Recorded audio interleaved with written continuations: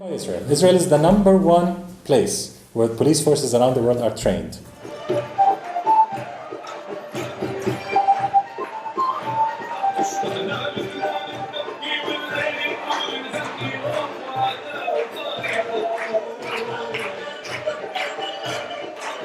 But what is BDS? To start with, reading your mainstream media, especially in the US and Canada, especially Canada, my God, dark ages. I mean, the US looks progressive compared to Canada. It ends next year. We hope you get rid of this, far-right neocon government of yours. Anyway, reading the mainstream media, one would think BDS is this lefty, marginal movement that's anti-Semitic, blah, blah, blah. That's all we get in the media. It's changing. Even the New York Times is publishing things written by us saying otherwise. BDS is the most effective, non-violent, popular resistance and solidarity movement with Palestine in the world today. It's the most important, the most effective solidarity movement in the world today. Today, solidarity means BDS. Those who say we stand in solidarity with the Palestinian people and end up doing nothing except writing a letter to their congressperson are not really doing very effective solidarity. I mean, we understand their good intentions, but that's not really effective solidarity. That's so 10 years ago, so last decade. Today, solidarity has three-letter term associated with it, BDS. Today, to do effective solidarity, you've got to be involved in some campaign to boycott a company, to push for an academic boycott, to divest church funds, and so on and so forth. That's what solidarity is increasingly looking like. So it's important to remember what BDS is. It was the BDS code was launched in 2005 by the absolute majority of Palestinian civil society. It called for three basic rights without which we cannot exercise self-determination, which is an inalienable right under international law. Ending the occupation of 67, including the colonies, the wall, and so on. Ending Israel's system of racial discrimination, which meets the UN definition of apartheid. I'll get to this in a minute. Third is the right of return for refugees. So why did we choose all three rights as our platform, as our human rights platform, rather than the more convenient and easier to comprehend ending the occupation slogan? For a very basic reason. Ethics aside, pragmatically speaking, the Palestinian people are three main components. Only a minority of us are in the occupied territories of 1967. 38% only of the Palestinian people live in the occupied territories, including East Jerusalem. 38%. 12% are Palestinian citizens of the State of Israel, and a whole 50% are Palestinians who are outside historic Palestine, British Mandate Palestine, denied the right to return home because they're the wrong type. Basically, they're not Jewish. So that's the reality we live in. As a human rights movement, we've got to address the basic rights of all three components. Human rights do not know borders. Every human deserves and is entitled to human rights. So limiting human rights to a certain border is politically convenient, but ethically very problematic. Very, very problematic. Those who say we are concerned only about the occupation and we support Palestinian rights, they're not concerned about the Palestinians. They're concerned about Israel's well-being as a Jewish apartheid state. Let's be very honest. Those who claim to support Palestinian rights and only end up working against the occupation, by principle, not tactically. Tactically, it's fine to work against the occupation, to work against one company. That's fine tactically. But to reject the rest of Palestinian rights means that that person is not really in solidarity with Palestinians. He or she is more in solidarity with Israel. Getting rid of the occupation to solidify Israel's so-called Jewish majority, to make it a better apartheid, a stronger apartheid. That's certainly not what Palestinians are calling for, the absolute majority of Palestinians are calling for. So we need the respect for our three basic rights: ending the occupation, ending apartheid, and the right of return. I said I'd go back to the point of apartheid. Why is it apartheid? Many people ask us. It's not exactly like South Africa. I mean, Palestinians in Israel can vote. Blacks in South Africa couldn't. Palestinians in Israel do not have to sit at different tables in restaurants or go to different bathrooms, at least not yet. Soon, maybe. Not yet. But that's not the definition of apartheid. That petty apartheid is not the definition of apartheid. South Africa is not the only country where apartheid was practiced. Apartheid is defined in international law in the UN Convention of 1973 for the suppression and punishment of the crime of apartheid. In that convention and in the 2002 Rome Statute of the International Criminal Court, excuse me, apartheid was very clearly defined by the United Nations as systematic oppression by one racial group against another. So, and it's when it's legalized, when it's institutionalized, then it's apartheid. When it's just racism of the type we have in Britain, Canada, and the US, that's racism. That's not yet apartheid. Apartheid is when you have racist laws, when it's enshrined in law that says if you're not white, Anglo-Saxon, Protestant, you're not entitled to full rights. That would make it apartheid. If you're a Catholic, or God forbid, Jewish or Muslim Canadian, you cannot enjoy equal rights in Canada, including access to land, access to basic services, to basic rights. That would be apartheid. So discriminating against part of your citizenry on racial grounds, in law, that would amount to apartheid. And that's exactly what Israel has. Israel has more than 50 laws that discriminate against its non-Jewish citizens, the indigenous Palestinian Christians and Muslims, by law. And Israel is trying to add to that the Jewish nation-state law that all of you must have heard of. Yeah. But even without that, as I argued in the New York Times last week, even without that law passing, Israel already has more than 50 racist laws, which makes it an apartheid state, other than being an occupation and a state that practices ethnic cleansing and settler colonialism. So I'll stop here so that we can have a discussion and to hear from you. The Jewish nation-state law would recognize Israel as the nation-state of the Jewish people, which means the Jewish people writ large, anywhere in the world, not a state of its citizens, and certainly not a state of its non-Jewish citizens. So any Jewish person around the world can own Israel. Israel belongs to him or her, not to its citizens who are not Jewish. So imagine how racist it's trying to get. The second part of that law would have halakha, or Jewish law, as a key pillar in the legal foundations of the state. In other words, when civic law is ambiguous, unclear, you resort to Jewish religious law, halakha, which would make Israel a more theocratic state. Israel does have religious laws governing things like marriage, divorce, inheritance, and so on and so on, burial. This is all governed by religious law, not secular law. But with that law, halakha, or Jewish law, would become a far more important a foundation or a pillar in the Israeli legal system.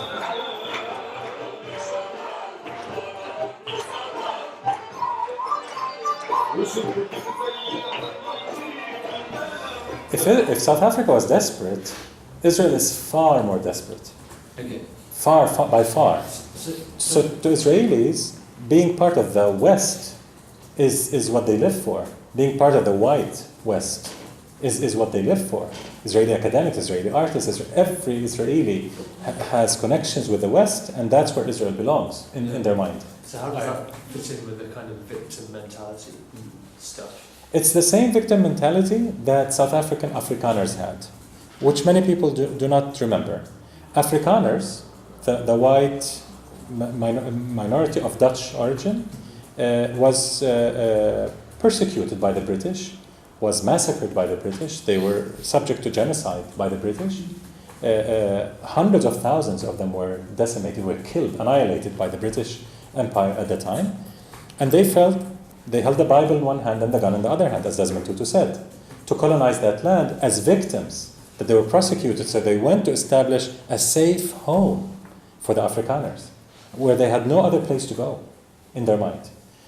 So they had the same victim mentality, the same Bible, more or less, using religion as cover for colonization, and the same brutality towards the indigenous population. So Israel is not unique in its victim mentality. Definitely Afrikaners had the same mentality.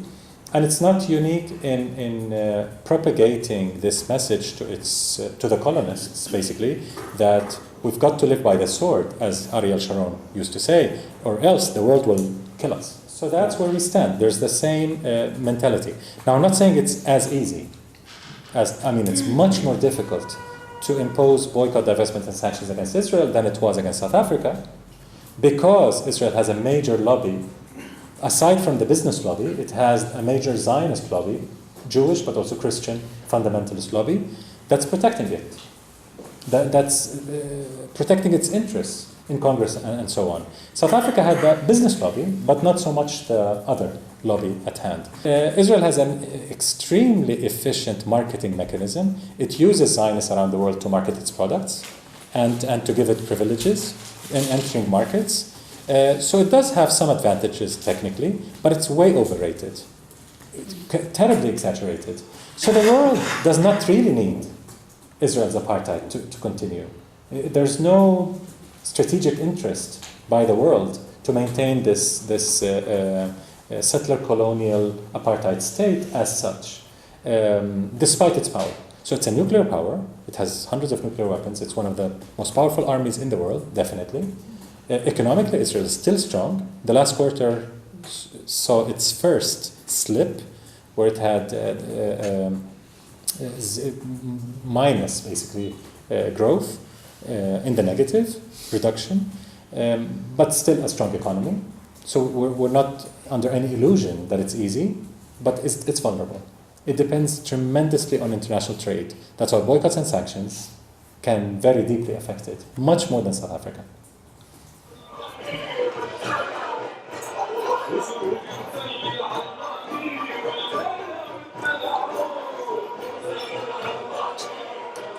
That was not a very legal system of sanctions. That was imposed completely by the United States, with a lot of Israeli influence, by the way. A lot of Israeli influence. But it was a US dictate on the rest of the world. And those who did not toe the line were severely punished. So that was really imposed. And the UN is totally dominated by the United States now. So there isn't much hope we hold from the United Nations, unless some drastic changes take place. But it's the remaining arbiter, if you will. We have nothing better than the UN, despite US domination, to resort to. But regardless, your point is very well taken. This is not the type of sanctions that Palestinians are calling for. We do not call for sanctions against medical equipment and food and that can hurt the civilians. The sanctions we're currently calling for are against the state as a state, against complicit companies and complicit institutions, with as much as possible avoiding hurting the civilian population. We do not intend, and we do not call for intentionally hurting the civilian population. The US sanctions against the so-called UN, but it's US really, wrong letter there, sanctions against Iraq was intended to cause as much harm as possible to the civilian population, to punish the civilian population and push them to revolt against Saddam Hussein, against the Iraqi dictator. So there was a very clear intent there in causing as much harm as possible. And when Madeleine Albright was asked about that, was it worth it? She said, of course it was worth it. You all remember that. Oh, yeah. Killing 500,000 children, it's worth it. And based on a total lie that Iraq had weapons of mass destruction. Yeah. So that's not the type of sanctions that we call for. We've got to build up popular boycotts and divestment that hurt the right targets. And all the targets we've had in the BDS movement have been the right targets. There was never a moral question about why we are targeting a particular institution or company. We always had very good reasoning for them. We never target a company based on its nationality only, ethnicity, religious affiliation. That's irrelevant to us. Identity is irrelevant. It's complicity. Whether or not it's complicit in violating human rights and international law. That's the most important criterion in targeting anything.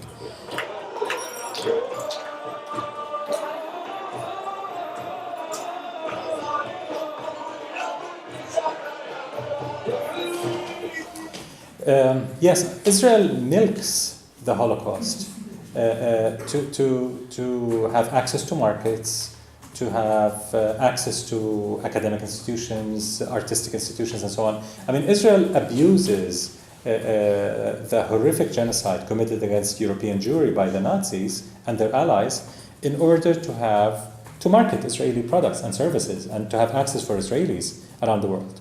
And that brings a lot of money. Germany, until now, pays billions in restitution money to Israel, which is really strange.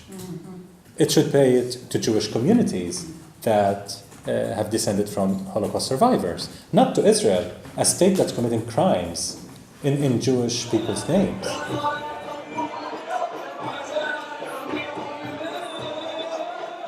For example, earlier this year, out of despair, Israel woke up and discovered BDS has grown so much. Literally. What have we done wrong? Oh, our propaganda is not working well, so let's pump more money. Let's do more espionage, that's what they said, against BDS campaigners. And let's pass resolutions in friendly parliaments, like the United States, Canada, and Australia. All happen to be settler colonial societies, but that's besides the point. Let's pass legislation that would delegitimize support for BDS. Their first attempt was earlier this year in the United States, in Congress, in the state of New York, state of Maryland, and state of Illinois. They tried to pass legislation that would make federal support, state support for any university that has support for BDS nearly impossible. It was a very convoluted type of resolution, but we got the New York Times editorial board, the Washington Post editorial board, the mayor of New York, the ACLU defending us, saying, you stop right here. This is a freedom of expression issue. This is a First Amendment issue. It's a right under the U.S. Constitution. You can call for a boycott. You can do that. We don't agree with the boycott of Israel. Obviously, the New York Times. Duh, we know. But we will stand to protect the right of American citizens to boycott whatever they wish. That's their First Amendment right. So that backfired big time. Now they're trying to pass legislation that would make it impossible for companies. So they failed with universities. Now they're trying to pass a resolution in Congress to make it impossible for companies to support BDS. Not that companies are standing in line to support BDS. I don't know what they're worried about. But anyway, maybe they're seeing something that we haven't seen yet. But my immediate reaction to the US media, if they failed with academia, good luck with business.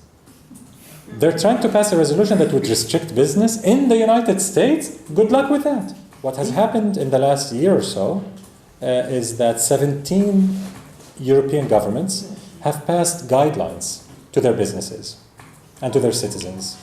As in not obligatory guidelines, not laws, but passed advice to companies and to citizens of those countries not to do business with Israeli projects and companies involved in the occupied territories, including East Jerusalem. Even Germany issued such guidance. So, yes, of course, Britain. Yes, so those European governments remain quite complicit. They still do military trade with Israel, which is the worst kind of complicity. I mean, especially during the Gaza massacre, our number one demand was a full military embargo now. Yes. How can you still sell weapons or buy weapons from Israel that are field tested on Palestinian civilians? Britain, I mean, other than US and Germany, the biggest two complicit partners, Italy, the UK, France, deeply, deeply complicit, Spain and others. Spain suspended for a short while its military trade with Israel, but then it went back to normal. Britain never even suspended, although major figures in the British government came out and said we should impose military sanctions. They were overruled, and they continued. Could you say something about the impact that your academic boycott has had on the academics here? On the academics, Palestinian academics, you mean? No, the Israeli academics. So not here, there. Okay. Yeah, same. On Israeli academics as individuals. Yes. Not much other than the psychological feeling of isolation. That's certainly on the rise among Israeli academics. It has not materially affected them because our boycott is institutional, unlike the South African boycott. The South African academic boycott was blanket against everyone and everything. The Palestinian academic boycott targets institutions only. We do not target individuals. So we do not target an Israeli academic invited to teach at Oxford. Nothing prevents him or her from doing so long as there are no institutional links with an Israeli university. So if they are invited as individual academics, we don't hold them accountable just because they're affiliated to a university in Israel. If they're representing that university, then we call for a boycott. Like a dean, a president, or a rector of a university, going to represent his or her university, that would be boycottable. But an individual academic, Israeli academic, going abroad to participate in conferences, publish, do whatever they do, we do not interfere with their academic freedom. And what sort of support are you getting from them? Sad story. Not much. Israeli academics, by and large, are like the rest of society: colonial, racist, anti-Palestinian. During the massacre in Gaza, 95% of Israelis, Jewish Israelis, that is, supported the massacre in Gaza. 95%. That's close to fascism. That's close to a consensus, basically. Academics were among them. Same percentages. There are very, very, very few Israeli academics who are even decent, let alone supporters of human rights and Palestinian rights. Very few who are decent. I'll give you an example, lest you think I'm exaggerating. In 2008, 4 Jewish Israeli academics started a petition calling on Israeli academics to sign this letter that calls on the administration in the territories. They did not even call them occupied territories. They're calling on the military administration, Israeli military administration in the territories, to allow Palestinian academics and students passage at checkpoints. So don't, return them, don't block their access to their schools and universities. Simple academic freedom. It did not call for ending the occupation, God forbid, did not call for any Palestinian rights, just allow them basic academic freedom, access to their institutions. They sent it to all 9,000 Israeli academics then, thinking that every decent academic would sign this, right? I mean, even if you don't support ending the occupation, at least you support that minimal modicum of academic freedom. Only 407 signed it. Of 9,000 Israeli academics, that's less than 5%.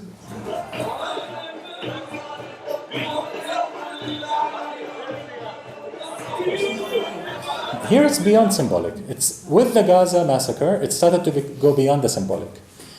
BDS in the occupied territories, 67 occupied territories, has been quite successful in the academic and cultural sphere. Support for academic and cultural boycott of Israel is wall to wall in Palestinian society. And that's something people can do. Consumer boycotts have not been very successful because we are a captive economy. Israel has systematically destroyed our economy, our industry, our agriculture, has confiscated our most fertile lands, water resources, so has prevented any possibility of an autonomous Palestinian economic development. Not quite as drastic as South Africa, because we still have Palestinian businesses. In South Africa, there are very, very, very little black business, very little to speak of.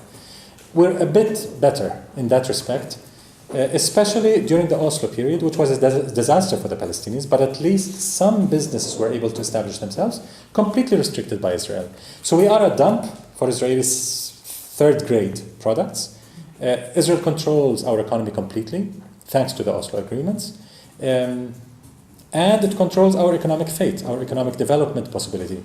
There is no way to have a very effective boycott of Israeli consumer goods. There's an extent to which we can succeed, and we're reaching that extent, actually.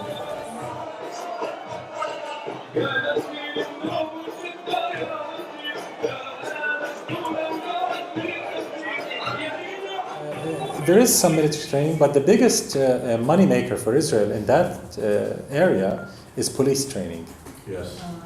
Homeland security and police. Much, much, much more than armies. Israel is the number one army trainer in dictatorships in Latin America and Africa as well. Israeli consultants are, ubiquitous in Latin American dictatorships, death squads, Honduras, you name it, El Salvador, Nicaragua. Israel is extremely involved in any type of dictator in Latin America or Africa. But that's not where the money now is coming from. That was 70s, 80s. Now the money is coming from Homeland Security, your tax money. In the UK, in the US, especially in the US with the Ferguson, of course in Canada, In Ferguson, the events in Ferguson that have exposed the racism in the United States, one of the issues that have come out and that made the black activists so much in solidarity with Palestinians and vice versa is the militarized police force. US police forces today look like Israeli police forces, totally militarized. They're no longer police. Yeah. I mean, the nice image of the British cop, with his nice hat and just a stick, no guns, nothing, that civilized British cop, supposedly, that's gone. That's gone. Now they all look SWAT, huge arm gear, and it's scary. That's how the police forces in the US, trained by Israel, look like today. Trained by Israel. Israel is the number one place where police forces around the world are trained. Urban warfare and so on. So that's well beyond our capacity yet as a BDS movement, because there you have to pressure city councils, like the LA City Council, the New York City Council, to drop its training projects with Israeli police, so-called police. It takes a lot of boycotting and divesting to get to that level of affecting city councils, but we may succeed with smaller cities, more liberal cities, maybe somewhere, Minneapolis, I don't know, some more liberal places. Berkeley. Berkeley. Not many left in the US, but there's still some. Hold out. Yes. Last question. So. Yeah. Something we've been working on a little bit in Canada is called Authentic Christian Pilgrimage, trying to redirect the 3.6 million pilgrims who come here not knowing that they're just tourists into pilgrimage, and that has a lot of overlap with BDS, especially now looking at boycotting mislabeled sites and so on in the West Bank, and sites controlled by the Israelis. Do you see ways that we can work together? Sure. And just a second very quick question is, did Bill and Melinda Gates divest for ethical reasons or investment risk reasons? Who knows? Who knows? It's BDS, but who knows it's this or that. We think that Bill Gates likes to project an image of somebody who supports, he's a philanthropist, he supports human rights around the world. He cannot afford to be associated with a company like G4S that's invested in prisons where torture happens. So I think we presented a very compelling case that he couldn't say no to. So it might be a combination of both, but given his wealth, 182 million is peanuts. It's not a huge investment for Bill Gates. I think it's reputation more than anything else, plus some ethical considerations. On the first question, the pilgrimage, we call it ethical pilgrimage. And it's very important. I mean, it should be a no-brainer that any pilgrimage should be ethical, right? It's pilgrimage, for God's sake. I mean, if tourism has to be ethical, imagine pilgrimage. It has to be ethical. So ethical pilgrimage, at the very least, should not use Israeli airlines, Israeli travel agencies, Israeli hotels, Israeli restaurants, should not go to sites that are mislabeled by Israel. Of course, that should be the basics. There's an alternative tourism group, ATG. We're familiar with it. You're familiar with it? ATG, and yes. Come and see. And they're working a lot on those issues. And I think that's very important to connect with, because even that is not done yet. We're trying to push, for example, I can't mention the church, but a major church, because that's inside information still, it wasn't released to the public. One of the major churches, we were in discussions with them about ethical tourism, ethical pilgrimage, that is. And it sounded compelling to them, but they said this is extremely difficult because there's a whole web involved. I mean, there's a whole contracts and businesses and millions of dollars going back and forth. So it's a huge business getting those pilgrimage visits to be ethical. Somebody will lose a lot of money on that, but it's the ethical thing to do. And I think that's a very good point that you bring, because we should push at least for that. This is enormous, because Israel depends on tourism tremendously. Sure. The money that comes from tourism is what feeds the Israeli army and their crimes. So drying that pool of money coming to Israel is extremely important for us. Yeah. And supporting Palestinians. Thank you, Omar.